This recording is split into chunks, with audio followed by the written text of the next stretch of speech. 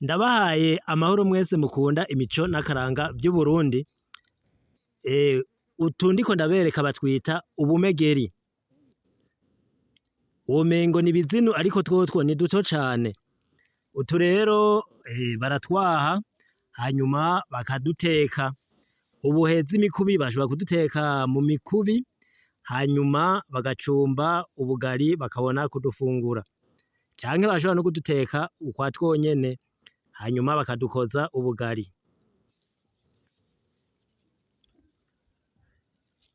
Murabona ingene twamye ari twinshi aha hose nitwo gusa.